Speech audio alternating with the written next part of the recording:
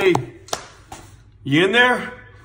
My name is Dr. Boyce Watkins, and as you guys may know or may not know, I'm a finance professor, and I wanted to break down for you real quick for those who want to be financially intelligent, my tribe of intelligent black people that are out there, and anybody that wants to build a legacy of wealth for their family. I want to break down for you six wealth killers that exist in America and around the world. You don't have to be in the United States. You can be in London. You can be anywhere.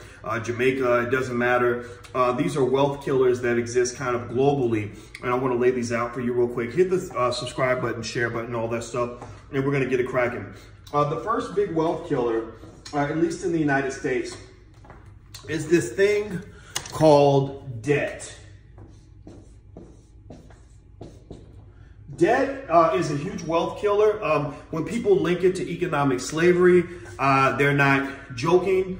Debt puts you in a situation where you have no choice in terms of what to do with your future income. The biggest culprit is student loan debt. Student loan debt has spiraled out of control because universities are charging insane amounts of money, and they're not giving you the ability to earn enough money to repay the debt, which is why half of all black college graduates have defaulted on their student loans, which is a crisis because default means bad credit, which means that you can't be a wealth builder. You can't own a home. You can't, or it's hard to own a home. Let's say you can't. It's hard to own a home. It's hard to start a business because you're so busy trying to, finish up the indentured servitude that you committed to back in college. Number two is what is called consumerism. Consumerism.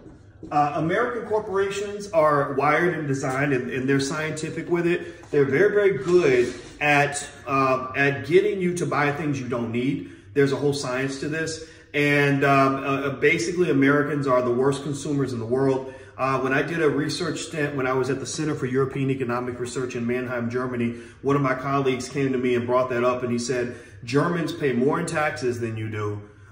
He said that we make less money than you do, but we save 5 times more than you do. A lot of that's linked to consumerism, which is also linked to debt. All these factors are related. Consumerism causes a lot of the debt, and so they're kind of connected. The third thing is financial literacy. I'm going to write FinLit just for short. A lack of financial literacy is huge in the wealth gap. Those who understand how money works are those who tend to accumulate the most money. It's like, if I know how to play football, I'm going to probably win more football games than you, right? If I practice my singing, then I'm probably going to be able to sing better than you, right? Or whatever it is. Well, same thing is true with wealth building. The more financial literacy you have, the better off you are economically. That's why you want to make sure your children learn financial literacy from you. They're not going to learn in the public schools. And I think that there's a reason why they don't teach financial literacy in public schools, because if you have financial literacy, if you have 3, you're less likely, you're going to be more aware of 2, which is going to help you avoid 1. And here's the thing, 2 and 1, consumerism and debt, that's what drives the whole economy. So they kind of need you to be an unconscious spender. They don't want you to be financially conscious. They don't want you to be conscious. They don't want you to be woke. They don't want you to be literate. They want you to be blind, deaf, and dumb, so you are like a robot and do exactly what they program you to do. 4, the 4th biggest wealth killer in America is corporate America. The corporations have changed the way they do business. There used to be a time where you could get nice, secure jobs paying you a good salary, good income, good pension. You could retire off that, live comfortably off that. A lot of those days are gone. And if you link back to debt, meaning college level debt, a lot of this debt was accumulated so that you can get entrance into here. But if you're taking on this in order to get that so you can engage in this when you don't have any of that, then that's kind of a formula for disaster, right? You follow me? That you're taking on $80,000 in debt so you can get into corporate America without any financial literacy. Most business schools don't teach you how to run a business or anything like that. They just teach you how to go work for a business so you can engage in consumerism. This is kind of the cycle of death, the cycle of economic death. The 5th area, government policy. I'll just write GOVT, G-O-V-T, the government. Starting back in the Reagan administration, policy started shifting when it came to wealth. A lot of government policy started pushing more wealth to the top. capital gains, which is how wealthy people make their money, the tax rate for investments started dropping, whereas the tax rate for regular workers seems to keep going up, or it's very, very high. And so basically, the fact that a wealthy person is more likely to be a business owner and an investor, and business owners and investors pay less in taxes, because as a business owner, you can write everything off. As an investor, you can you get capital gains, so you don't get taxed as much. Or real estate, you don't get taxed as much on capital gains. That tends to push more wealth in the hands of the wealthy and less wealth in the hands of the poor. So what I've been advocating to people is, I mean, sure, you could go start a revolution. You could go, you know, flip the government on its head and hopefully get them to change. I don't know if that's really doable, because corporate America owns the government, right? 5 controls 6, or 4 controls 5. So how can you expect to change this when this has all the power? Corporate America has all the power. So corporate America and the government conspire to ensure that you have plenty of debt, because you've engaged in massive consumerism, because you're financially illiterate, right? And so you don't want to fall in that economic death trap. Number 6, this is the 6th wealth trap in America, and that is YOU. At the end of the day, behavior and thinking play a huge role in where you end up economically. There's no way around that. You know, there's no way around financial psychology. My late grandmother, Felicia, used to tell me that the way you think has everything to do with your money. My grandmother, she never made more than $22,000 a year. She had 4 kids by herself, raised them by herself.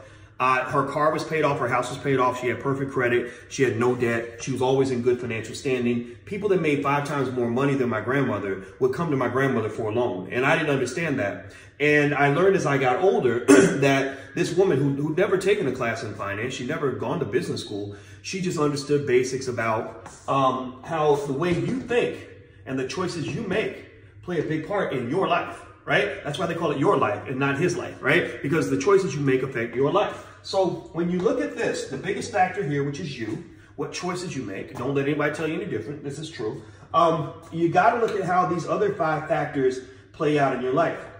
When are you taking on debt, and how much are you taking on? Is it good debt or bad debt? You should study to understand the difference. Consumerism. How do you be a conscious consumer instead of an unconscious consumer, so you're not buying a bunch of things you don't need? Financial literacy.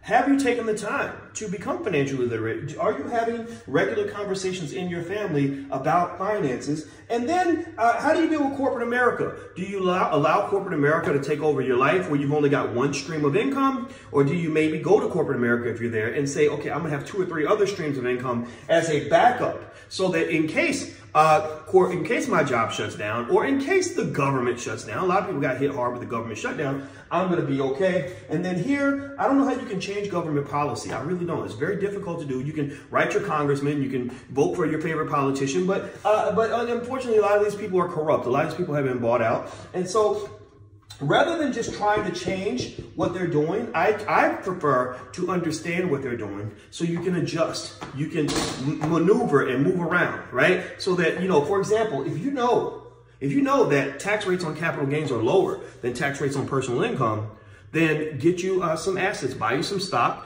You get started buying stock with $5 in 5 minutes. Buy you a home, start you a business so you can get write-offs and get all the benefits that wealthy people get. Start acting like wealthy people, and then you'll eventually become one.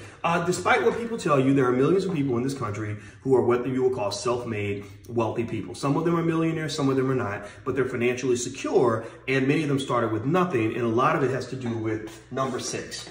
What choices did you make, and did you do what everyone else did, or did you do the smart thing? So that's what I'm encouraging you to do. Just do the smart thing. Be smart. Come on, you can do it. All right, so that's it. My name is Dr. Boyce Watkins. I've been a finance professor for 25 years. I've been teaching college students, University of Kentucky, Indiana, University of Syracuse, University, the list goes on and on. A lot of y'all know me, some of you don't, so I want to make sure that you know who you're talking to. You're not talking to some guy on the street. Also, I have a great stock market investing program. If you're interested, it's at theblackstockmarketprogram.com. That's theblackstockmarketprogram.com, which is part of the Black Business School, which I created with a lot of other experts to come and educate the masses and educate the community. And last but not least, make sure you hit the subscribe button, share button, and like button. Also, if you want a free e-copy of my book, It Takes a Village to Raise the Bar, you can go to drboycewatkins.net. That's drboycewatkins.net. So go be strong, go be smart, and go get yours. Talk to you later.